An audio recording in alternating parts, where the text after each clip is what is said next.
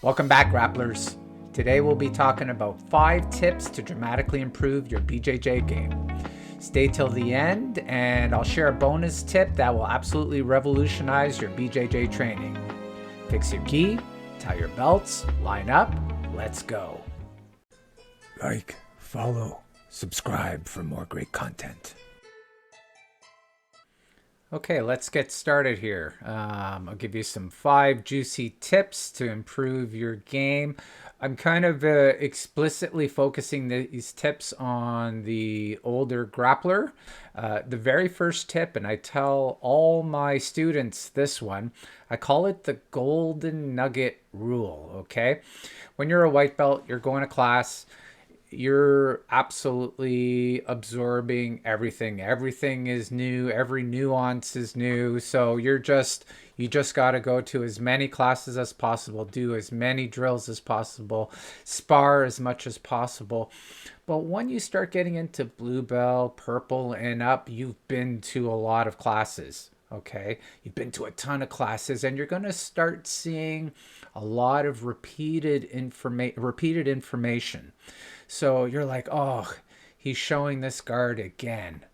Okay, that's sort of the wrong attitude. So the way you have to start thinking about it is you want to go to class and get one little piece of information, one little improvement. That is your goal. So over time, if you add all those little steps along the way, there's the formation of your game.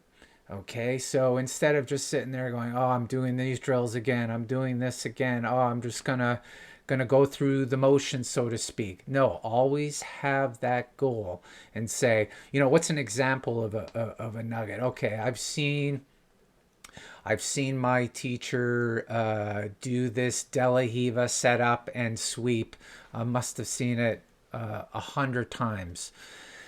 But you have to start looking a little closer. You have to notice a different hand grip. Maybe he's done something slightly different. Maybe now that you're familiar with the move, you're more focused on the weight distribution. Oh, wait, I never noticed that before. He's kind of pulling up a little bit. So the top guy's weight is a little bit pushed forward. It's the little things like that that are going to really improve your game. The nugget can come right in the middle of a roll, where you realize, oh my God, that worked, or why can't I get past that guard? What is he doing? So you ask the guy, hey, what are you doing to block that? And he says, oh, I'm keeping my hand up here and I'm keeping my elbow to my side, so it builds a nice little frame. Boom. There's your nugget of information. So important. Even to this day, I go into class with the same attitude, even when I'm teaching.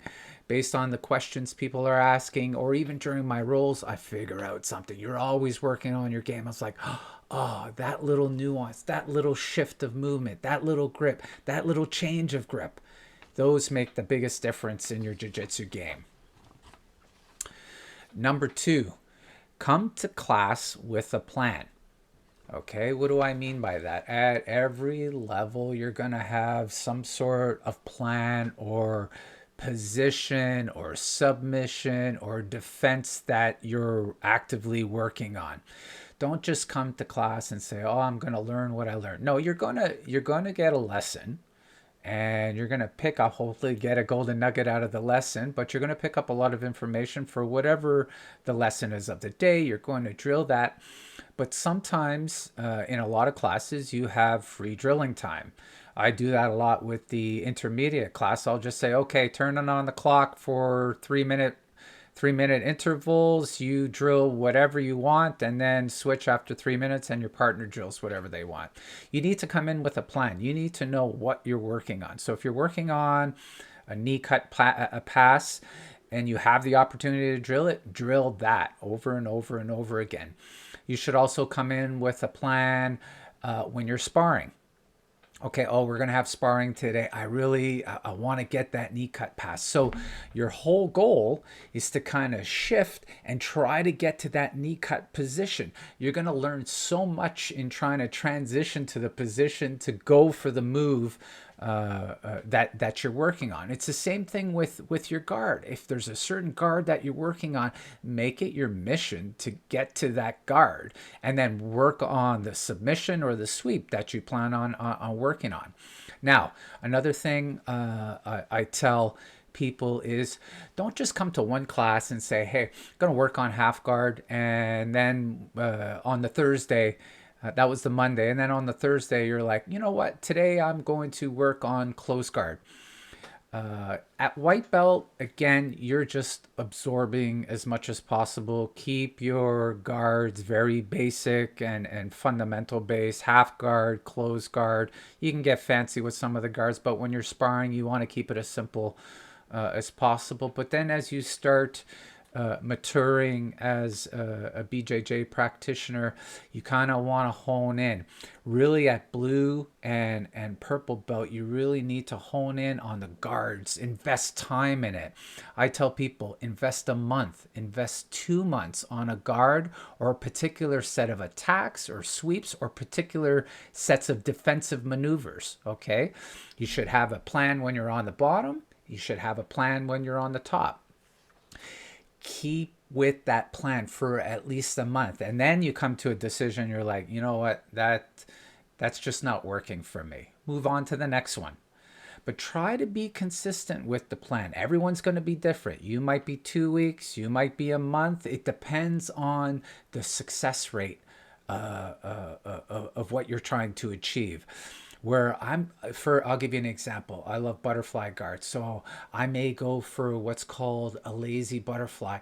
I'll work on that for a month. Everything will turn into, I'll even sacrifice my stand up and I'll pull guard and get to the lazy butterfly and try to maneuver the guy so that I'm forced to go to the lazy butterfly. And then I'm working on the nuances. Okay. I'm like, as I pick up information along the way, I'm adjusting. And at the end of the month, I decide, you know what? That doesn't work, or let's say I'm trying two different sweeps. One of them is garbage. I throw it away. I can't get it on anybody. The other one is like, okay, it's worth investing a little bit more time. If something's just not working for you, okay, throw it away. What's interesting, stuff that you end up throwing away, you might come back to a few years later and try it out, and you might get a different result. But you're constantly modifying your game. So go to every practice with a plan from the top and the bottom, okay? Number 3, you don't have to master both sides. So let's talk about passing as an example. So if you like to pass to your left side, which is the most common thing that happens in jiu-jitsu, where you're kind of passing more on a certain side of the person. And you'll hear some people say, oh, you need to master both sides. Listen, if you're an older grappler or you're very limited in the amount of training that you're doing, you don't have time to master both sides. Okay, so pick a side, drill the hell out of it, and master the one side. If you're training twice a day, 5 days a week, and you're aspiring to be a pro, yes, you have to train both sides, get good at both sides. If not, like most of us, like the majority of us, we don't have the time. So then the question begs, well, what about the other side? Different strategy. So all of a sudden, let's say the person shifts you to the opposite side and you're like, oh man, I don't drill here. I don't feel as comfortable. Your mission is not to do your regular pass on that side. Your mission now becomes grab them, move them to the side that you're comfortable with.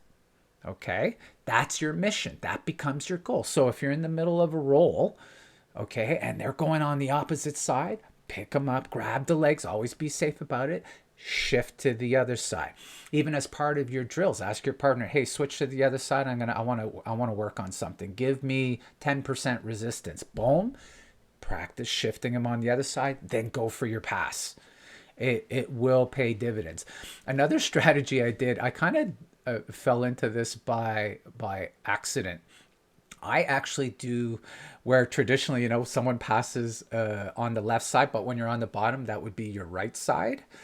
what I actually did with my butterfly guard, I consciously, I think it was because of a knee injury actually, but I shifted and forced my opponent to be on my left side, forcing them to pass on their right side, their bad side that most practitioners don't train very often. So that's that's another cool little trick. If you're blue or purple belt that you're refining your game, it's early enough where you can master an opposite side, and it does. Believe it or not, it does throw a lot of people off. But again, just to summarize, pick a side, stay with that side. When you're in a roll and you're not on that side, bring him to the side that you're comfortable with. Number 4, watch matches online. You would think you would think that's obvious, but again, as a fan of jiu-jitsu, whether you're watching no gi or gi, it's just fun. Some gi matches can be boring. Some of them are long. I find no gi just so exciting right now, right? So I can just watch no-gi matches. I watch people train and spar no-gi all the time. I just love watching some of the techniques, and gi is very interesting as well if it's the matchups that I like. So what should you be looking for? Well, you need to look for people that inspire you. You need to look for people that you can emulate. Are they the same body type as you?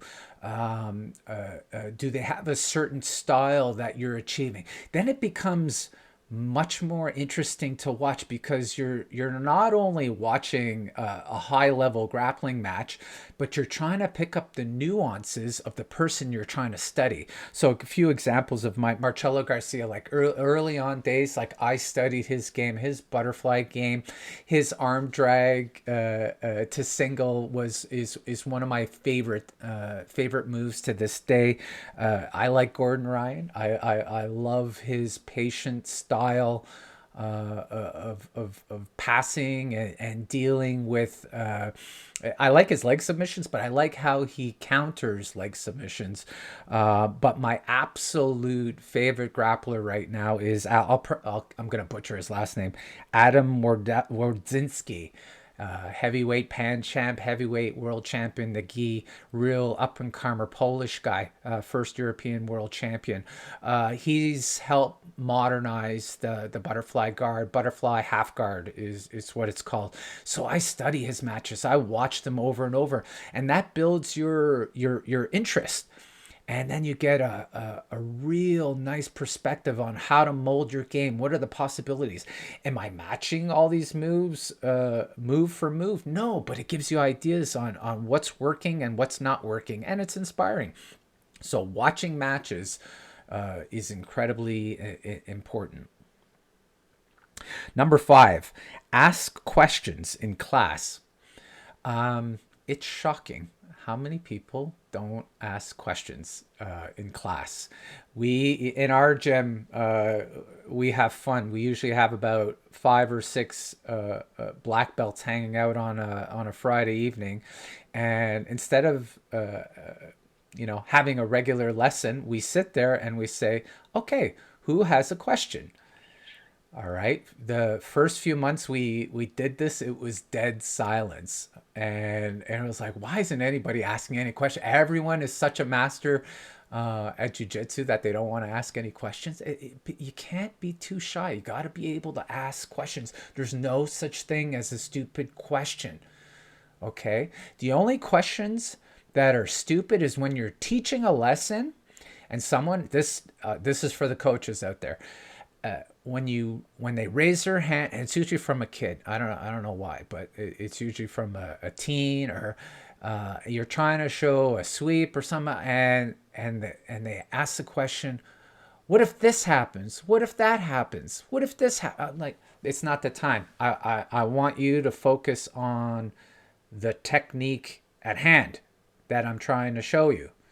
Okay, but any other question that you can ask. So if you have an open forum like the one I was just saying, where we have 4, 5, 6 black belts sitting there, and when we get a question, what we do is we talk amongst ourselves and we go by seniority, and each black belt goes through an example or their thought process on how to deal with the question at hand. So if it's a particular sweep, or if it's a particular escape, we all give our own view and we all give our own options. And what's wonderful about that, we can have the same exact escape, as an example, for a particular situation, but every black belt has slightly different nuance, and it's wonderful to hear the differences in all of them. So again, not every gym has that opportunity, but you have your instructor teaching a lesson. Point number one, you're looking for that golden nugget. Another opportunity to ask questions is while you're rolling. What's nice about while you're rolling is you can sometimes you just wait, depending on the relationship with the person you're rolling with, you wait till after the roll and you can ask a question, or even in the middle of a roll, you can ask a question. What did you do there? How did you block that? Right? And you get some instant feedback. The questions can happen at all levels. Your peers, your same belt level, all the way to black belt. If you're rolling with a black belt, I'm sorry, at least at the gyms that I've trained at, and I go visit a lot of gyms as well, and that it doesn't change. If somebody asks a question, whether it's in the middle of the roll or at the end of the roll, I love answering them. I'll do the best I can to answer it based on the situation or give you my feedback. Jiu-jitsu people love helping each other. Again, part of the thought process, especially at a higher belt level, is I want you to get better. I'm helping to develop a training partner. So the better you get, the better it's going to help me out in my training in the future. Another opportunity is after class. So sometimes you can grab a friend. Maybe the instructor's very open, or you can grab a hard belt and say, "Hey, I'm having trouble with this situation. Can you help me out?" Okay, and that's always an option. Don't be afraid to ask questions. All right. Now for the bonus. Use ChatGPT or any AI chat engine to help improve your game. Were you expecting that? If you're not used to using the new AI tools out there, I have to tell you, it will revolutionize your game, or at least give you a good direction. It'll help you with your technique optimization. It will help you analyze specific techniques. It can give you drills. It can help you if you're having problems with your drills. It all comes down to the prompts, what you're writing in to ask your question. And the more specific you are, the better the result. Okay, so you can ask it, give me the details. Again, I keep using the knee through pass, the knee cut pass. Give me some details for that, and it'll break it down. And then your very next question is, do you have any videos that you could share? And it will search the net and it will give you a bunch of videos that will help you out. Now, here's the killer. You can ask ChatGPT, or you can ask any of the Grok or any of these other engines, although Grok and ChatGPT are the two best ones based on my research. Further analysis. So let's say you're working on that knee through pass. You can ask it, well, I'm having trouble getting by the knee. Do you have any advice? I'm having trouble when my opponent blocks my knee with their hand. Do you have any advice? Can you show me some videos? You'll be shocked what you can do. You can tell it, give me a solo drill for the knee through pass. Give me 2 different drills for the knee through pass. And there is part of the earlier tip is come in with a plan. You can use ChatGPT to help you build a plan. Let me show you something even cooler. Let's say you don't have a coach available, and you want you want a bit of help. Guess what you could do? Go to ChatGPT,